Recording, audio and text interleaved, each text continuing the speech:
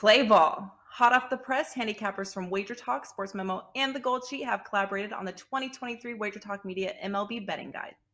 From World Series odds to regular season win totals and everything in between, this year's betting guide features previews on all 30 teams, all 6 divisions, and season-long awards like the Cy Young, MVP, and Rookie of the Year. Each preview contains key roster acquisitions and departures to help you get up to speed before opening day. Visit wt.buzz/MLB23 to download your free guide, and we'll see you in the batter's box.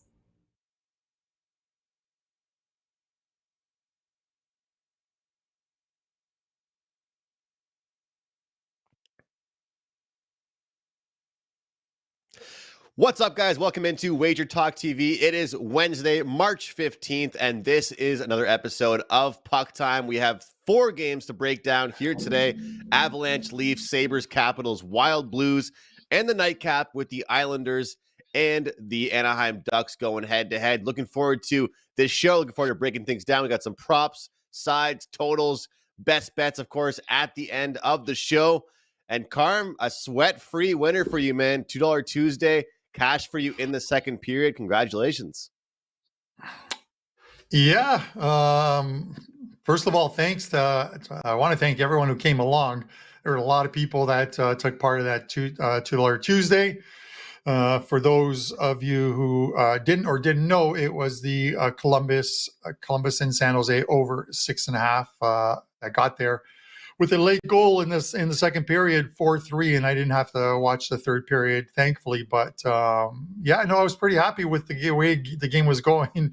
I didn't think there was going to be much defensive play in that game, and definitely not a physical one. I just figured these two teams with bad defenses going up and down the ice, and it kind of turns into that pond hockey, and you're just hoping that the goals come with it, and it did. So I was pretty happy about that.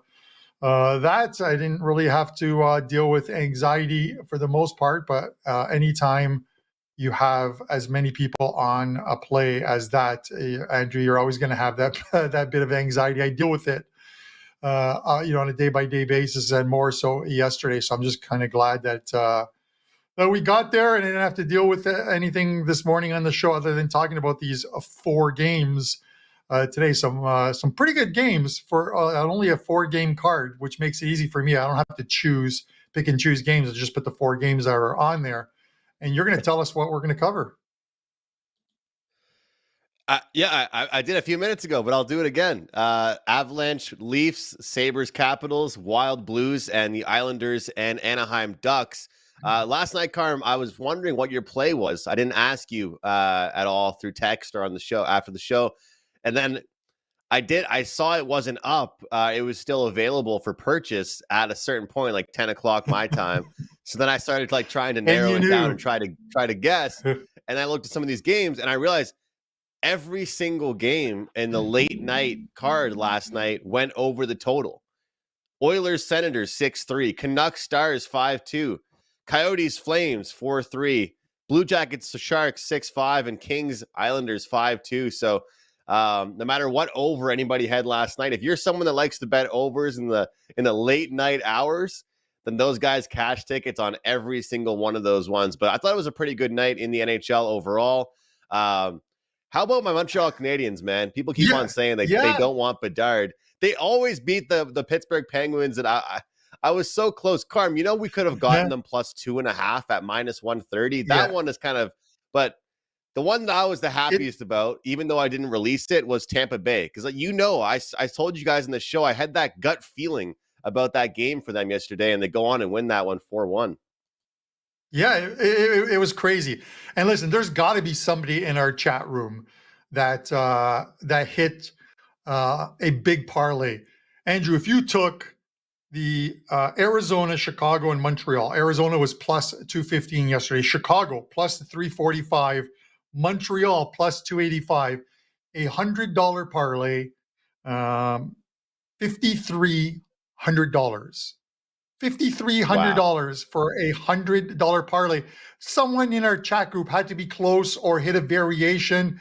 There's always the guy Abel in our chat room, really good guy, and he plays some of these big parlays. And who knows? Maybe one of these guys hit that parlay, and if they did, good on them. I saw someone posted on yesterday's video. I was looking at some of the comments this morning, and they posted about how it's funny that gambling in Boston or Massachusetts goes illegal, I think, on Monday, and then the Bruins, as a huge favorite, lose to Chicago on Tuesday.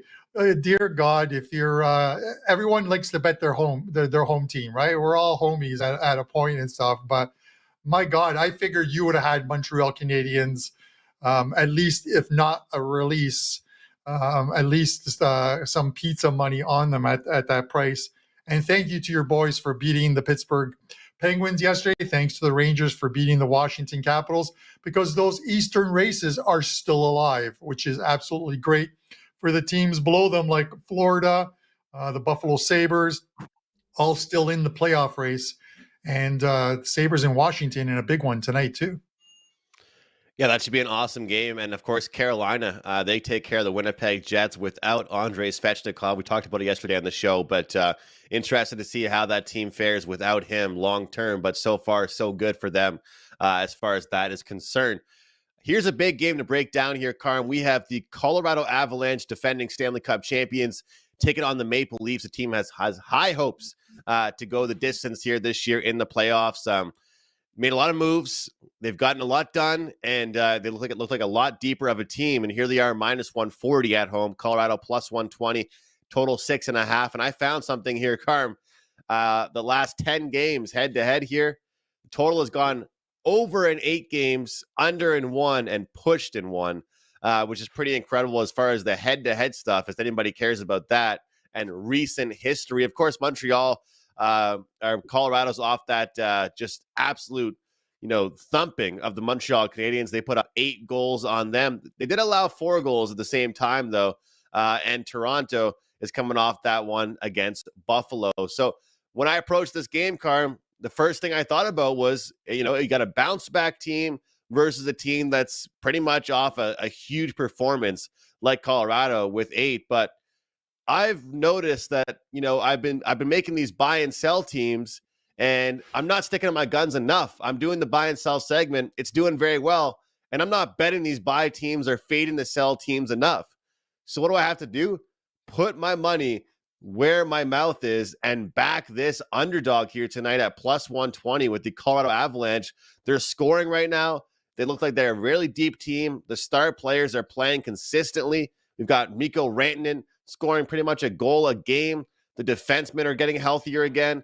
To me, it looks like this Colorado team is a better, well-rounded team than the Maple Leafs right now. And I look at this Leafs team, they made adjustments, they made moves to their team, but they're still losing and giving up goals the same way they always have.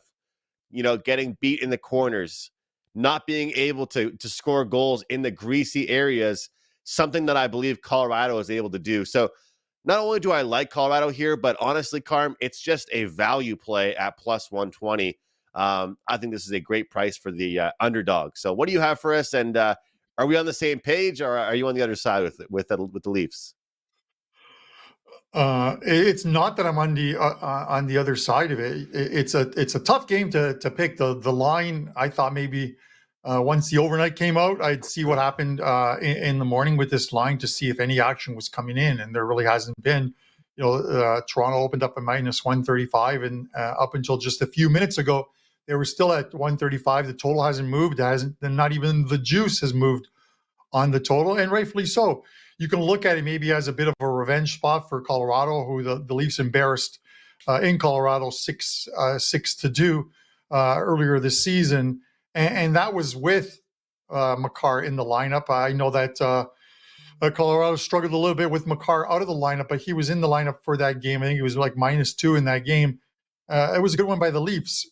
Listen, the Leafs lost against the Sabres. The Sabres played well in that game. It also marked the return of Alex Tuch, and I'm going to talk about that in the next game. In the next game up, when I can't find the side and I can't find the total in a game, I don't want to give you the over or the under. I don't want to give you Toronto or Colorado if I'm not going to play it, and I'm not going to play the side or total in this. So I'm going to give you a player prop because I want to give you something and not just pass on the game. And it's going to be Nate McKinnon. Nate McKinnon's shots right now are 4.5 minus 110. So you're laying very minimal juice, but you're laying very minimal juice because the shot total is at 4.5. His last 15 games, he's gone over this number 12 of 15 times. He's 12-3 over this number.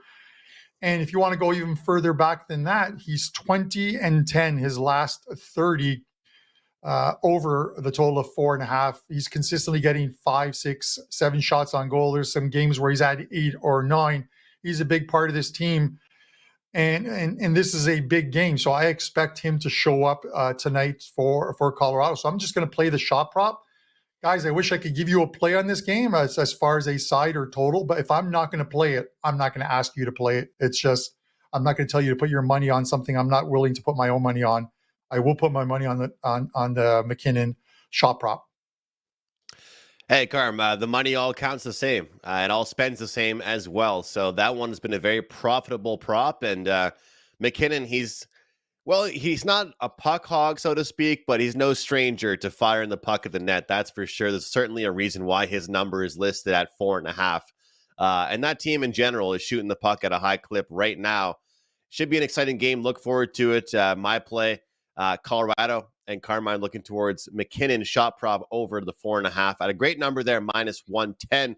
Keeping things moving along. Let's jump into the Buffalo Sabres taking on the Washington Capitals. Carmine, I'll go right to you for your thoughts here on this one. Washington -120, Buffalo +100. Should be a good matchup here in this one. Yeah, obviously it's I talked to yesterday about the Rangers and Washington game, and what was the better spot for Washington in playing a back-to-back against the Rangers to use? Do you use Kemper in the first game or use him in the second? They used him in the first, so it's supposed to be Charlie Lindgren, and that it's going to be Luukkonen for the Sabres. The Sabres went through that spell where they lost 4 or 5 games in a row, but getting back Alex Tuch is a big plus for this team, and we saw immediate returns in Toronto, where everyone was all over the Leafs, and the Sabres get it done. The Sabres were 2-6 during the spell where Alex Tuch was injured, and if you look at obviously they win the game on his return. The game before if you look at the spell before he got injured, is when the Sabres were playing extremely well. They had gone they had won 5 out of 6, and against some very good opponents as well too. During the spell with him in the lineup, it's one of those things that you need secondary scoring, and we know that a guy like Tage Thompson is going to score, but you need other guys out there, and Tuch has been a big part of this team. So getting him back now is a big plus for the Sabres. And you look at this line, and it's telling you that the Sabres have a shot to win this game. They are even money going into Washington, and they just beat Washington, I think, 2-3 weeks ago, 7-4 in Buffalo. I like the Sabres in this spot at even money, and I'm going to tell you right now, this is likely going to be, you're going to hear me talking about this at the end of the show in the Best Bet segment, and I'm going to tell you one other thing. This is a client play. So I'm taking the Sabres tonight, even money. Spoiler alert for the best bet on the show, but it is a client play there for Carmine, and it's a good one. I'm right there with you, and Carmine, I don't like to look into this stuff too much, but when you see a number like this, I thought it was something worth mentioning. The last 4 times that Washington's been on the second half of back-to-back, they've lost all 4. But also, what I noticed was the 3-12, their last 15, in a 4-6 scenario. What does that tell me? This team isn't a good hockey team when they have a very jam-packed schedule. And let's be honest here, Buffalo is fast. They've got all kinds of goal scorers. They've got defensemen that activate and jump up the ice. And I think it's going to be very difficult for Washington to keep up with this Buffalo Sabres team line for line. I really do. All these numbers here that we're seeing. What's the other one I saw? 2-7. That's the Capitals' record, their last 9 games in a 3-4 situation. It doesn't really seem good here for Washington. And then Buffalo, they've actually done well against teams with not only losing records, but teams that aren't in a playoff position. So I feel like this is a really good spot for Buffalo as well. And the numbers tell us that. So I'll go ahead with Buffalo too.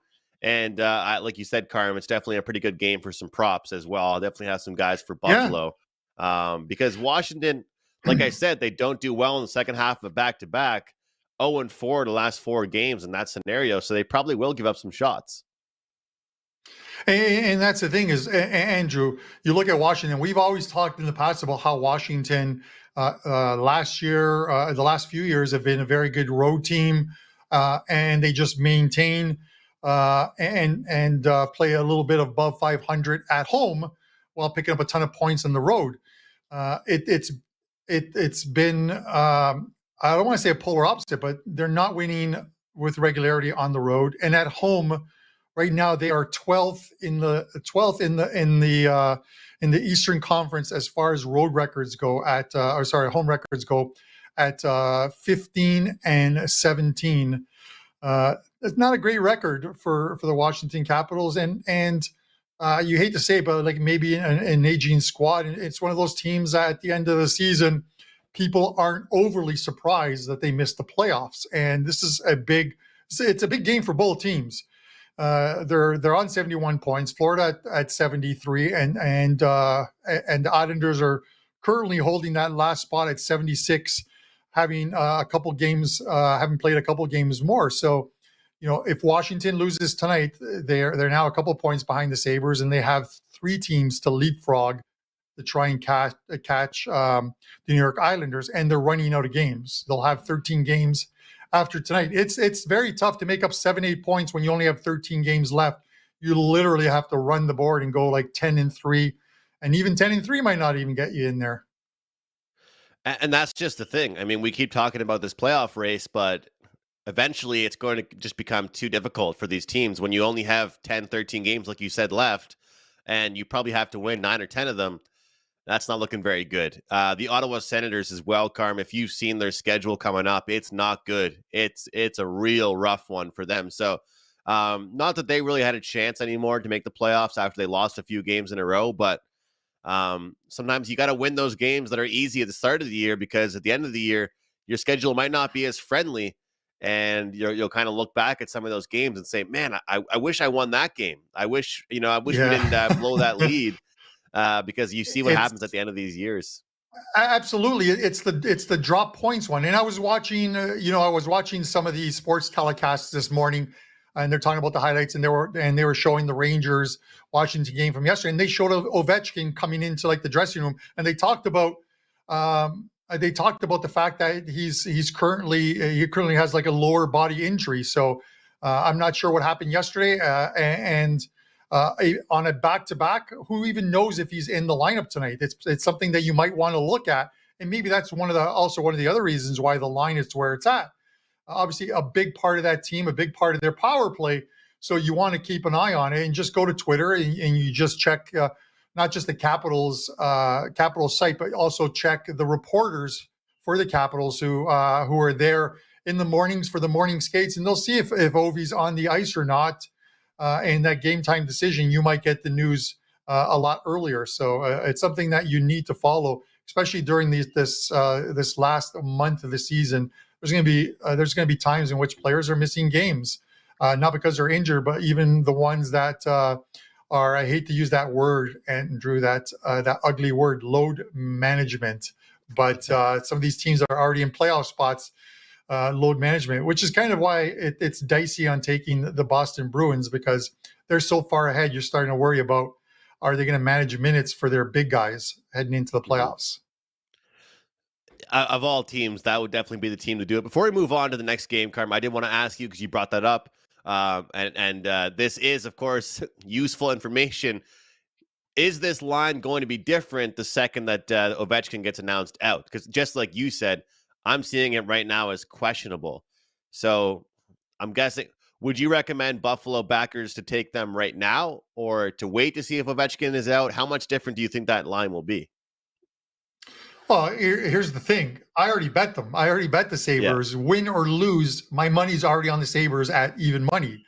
And like I said, it's a client play. So I released it to my clients this morning. If they're going to wait till game day to play it, if they're going to wait till game time to play it, and Ovechkin gets ruled out, and I don't know how much more the line is going to move, because it's tough to make the Sabres a favorite in Washington unless there are massive guys out for Washington. So the line might move 10 cents. It could turn into one of those minus 110 both ways very easily, with that 20-cent line. I'd rather get even money than pay juice. But that's me. Me too. That's why I wanted your opinion on that. I'm kind of the same way when it comes to stuff like that. So I'd rather take the risk. And you know what? I still like Buffalo, even if Ovechkin plays. Moving on to our next game, let's talk about the Wild and the St. Louis Blues. Of course, Carm, the St. Louis Blues were my fade team for this week, and a team I've been looking to fade for a little while now. But the Minnesota Wild, here's the thing. I mean, hockey Twitter, gambling Twitter, the hockey media, they acted like the sky was falling when Kirill Kaprizov got announced that he was injured and out for an extended period of time. Duhaime is out. Foligno is out. But guess what? This team is better than people give them credit for. They're deeper than they get credit for. And look, I know that they win low-scoring games. And let's face it, we cash a lot of props on Kaprizov over his shot prop. So when a guy like that goes out, somebody has to fill the shoes and step up and take those shots, or, take those positions, or take a spot on the line that he was playing on. What happens in the next game? Well, Minnesota in their last couple of games have scored 4, 5, and 4. In that last game, they might have lost it, but scoring 4 goals there, I feel like that proved to me, hey, they don't have just one guy on their team that can score. They're still a talented team made up of all kinds of guys that can score. So when I look at this matchup here, I know a few guys are out. I know that we're seeing a Minnesota team that just lost to the Coyotes, but the St. Louis Blues, to me, are a team that when they play a relatively quality opponent, they give up 3 or 4 goals right now at least. Who are the teams that they defeated recently, Carm? The San Jose Sharks and Columbus Blue Jackets. They've given up goals to the Knights, the Coyotes, the Kings, the Kraken. They've given up goals to everybody. So I'm willing to lay the juice here. No regulation, no puck line, no props for me. I'm going to take Minnesota straight up to win this contest here. I think they're a team that's worth backing. And if Kaprizov is playing in tonight's game, this number is even more expensive than it already is. So what do you have for us in this one? Yeah, I there's not much to add. You literally took it from me. The Blues have lost 9 of their last 12, and those 3 wins, as you mentioned, came against Columbus and 2 against the San Jose Sharks. This is a team that obviously got rid of some players, and they're playing out. They're playing out their season. I'm not worried about Minnesota losing that game to Arizona last time. Listen, Mullet Arena seems to claim scalps. No pun intended, but it's just teams go into Arizona and they lose there for some reason. Minnesota did, but they've gone 13 games without losing in regulation time. Minnesota, I'm talking about here. And whether it's Gustafsson in goal or whether it's Fleury in goal, and it is Fleury confirmed, I'm going to take Minnesota. So I'm going to take him at this price now because it's a line that I think likely could continue to go up by 15 or 20 cents by game time. I'd rather be on at like 140, 145 than at 160 or 165. It's all about saving the juice where you can. It is really incredible, though, that 15 of the last 20 games have gone under for Minnesota. St. Louis, however, they're going over in their games, but like I said, they're not going over because they're doing the scoring. They're going over because people are scoring on them. That's why their games are going over. So I think that this Minnesota team is still a pretty good team, even without Kaprizov in the lineup. What do you have for us in the Islanders and Ducks game, Carm? This is a game that I'm sure that this Ducks team would love to play spoiler down the stretch, right? They're plus 160 dogs. New York comes in as minus 190 favorites, but I don't know if Anaheim can do it. I don't know if they have it in them. What I would look at actually is the under here. I just think that we could see a low event game. New York Islanders, they're obviously the better team, and they're comfortable with a pace like that. What do you have for us in this game? This is one of the ones. Listen, when I looked at it, and the Islanders were playing yesterday against the Kings, and then they were going to play this one against the Ducks. I was pretty certain that they were going to lose the one against the Kings unless the Kings were completely flat and laid an egg in that one. but they didn't, and they won that game. I think it's a good bounce back spot for the Islanders, and that's even with Varlamov in goal. He's 6-6, 291 goals against average on the road, 3-1 versus the Pacific, which is one of his better records as far as the divisions go. And yeah, they're on a back-to-back, but they've had 12 different times throughout this season. They've had back-to-backs. They're 7-5. So not a, the sample size is there, but at least they're on the right end of it 7 of the 12 times. And it's just the Ducks aren't a very good team. They will surprise teams every once in a while. Teams like the Calgary Flames, which they did, but they're going to lose a lot of games between now and the rest of the season as they try and sort of solidify one of those spots for the number one draft as far as percentages go.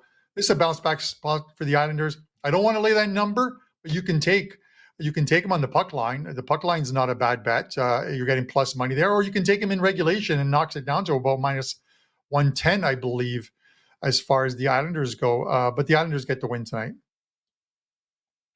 And Carm, taking a look at the team totals in this one, I thought it was kind of interesting because it's always funny to look at it when it's 5.5 for the total. The team total over 2.5 for the Ducks, minus 115, under 2.5, minus 125 for the Islanders, over 2.5, minus 240, over 3.5, minus 105. What kind of sticks out to me, like I said, I like the under in general, but what kind of sticks out to me is that under 2.5 team total for the Ducks.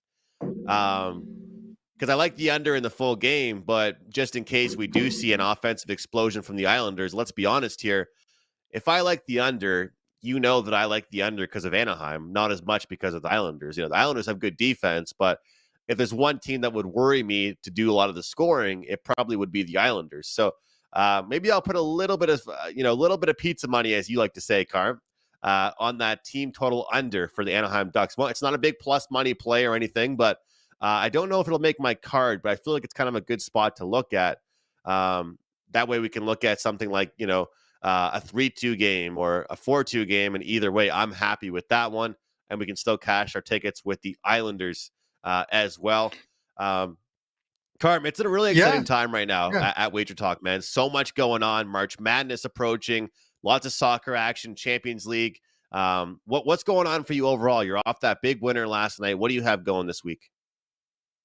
Yeah, and before I get into that, and we do like the sort of the best bet segment of the show, this is, the Islanders Anaheim game is probably one of the ones, I talk about it all the time, is when I'm looking at shot props, is looking at players with some good value against the Anaheim Ducks. And especially in this case where you have the Islanders coming off a loss and they know that Florida is right behind them. They know that someone is going to pick up points in the Washington and Buffalo game and move 2 points closer to them. The worst result for the Islanders tonight would be for the Washington and Buffalo game to go to overtime, because then it turns into a 3-point game and the teams are moving a little closer to them. But it's one of those ones where you look at shot props because Anaheim allows the most shots on goal. They're close to 40 shots on goal, goals allowed. So, with that said, you can look at some of the shot props for the Islanders. Just don't lay the big prices. Don't lay, 160-ish on them. But you can look at guys like Noah Dobson, the defenseman. If you can get him at over 2.5 at a lower price, you take one like that. I have to figure the Islanders are going to pepper Gibson tonight. So we'll see what happens. I want to throw. Sorry, I had to mute my mic for a second because you guys could hear the chirping going on in the background. It's not people chirping at me. It's the pet that wanted to get out and is now out of the cage and happy, so it's no longer chirping or will. But as far as today goes at Wager Talk, a couple plays up in Champions League soccer that goes at 4 p.m. today. Again, daylight savings pushes these games from 3 p.m. to 4 p.m. Got to get rid of that daylight savings crap. And then 4 plays up in NHL, 2-player props, 2 game props. And I already told you what one of them are. So the other 3 are up at Wager Talk along with that 4th one, which is the Buffalo Sabres, of course. And guys, I want to thank you again for following along on $2 Tuesday. My show best bet as mentioned at the beginning of the show, the Buffalo Sabres, even money. That price is probably going to disappear if they rule out Ovi again for the second straight night. So Buffalo Sabres, even money tonight against the Washington Capitals is show best bet. Thanks for tuning in. Awesome stuff, man. Great show with you, Carm. Lots of great games to break down, despite a little bit of a smaller slate compared to yesterday. But a good one, and I'm with you on that one. The Buffalo Sabres on the money line here. For me, I've talked about it before, but it's a jam-packed weekend here with the UFC action. I've got a pretty good card going, 1-4% play for this week, and the best bets have been going very well with the UFC. We crushed the one last week, and I have one up again this weekend. March Madness, you guys all know, if anybody's interested in March Madness action, you're probably better off grabbing a full package for the entire tournament versus just buying one play here, one play there type of thing. I will be low volume, playing lots of team totals. Don't want to be burnt with these backdoor spreads and all that good stuff. I'll be just taking a lot of team totals and totals in general in March Madness. And of course, the NHL, I do have a best bet going tonight that is available and up for grabs. My best bet for this show, though, guys, keep it short and simple. I talked about it earlier in the show, and I'll say it again. The Avalanche are playing some of their best hockey of the year right now. They've won 4 of the last 5 games on the road. The last game they played against Toronto was a very competitive one. They're always high scoring. The superstars are playing extremely well for Colorado right now. And Toronto, they aren't looking the best defensively these days. And at this price, I have to take the Colorado Avalanche as an underdog on the money line for my show best bet. So that'll do it for the show, guys. Carmine has the Buffalo Sabres at even money for his best bet, and I'm rocking with the Colorado Avalanche as an underdog tonight against the Toronto Maple Leafs. Thanks so much for watching, guys. We'll see you tomorrow. Play ball. Hot off the press, handicappers from Wager Talk, Sports Memo, and the Gold Sheet have collaborated on the 2023 Wager Talk Media MLB Betting Guide. From World Series odds to regular season win totals and everything in between, this year's betting guide features previews on all 30 teams, all 6 divisions, and season-long awards like the Cy Young, MVP, and Rookie of the Year. Each preview contains key roster acquisitions and departures to help you get up to speed before opening day. Visit wt.buzz/MLB23 to download your free guide, and we'll see you in the batter's box.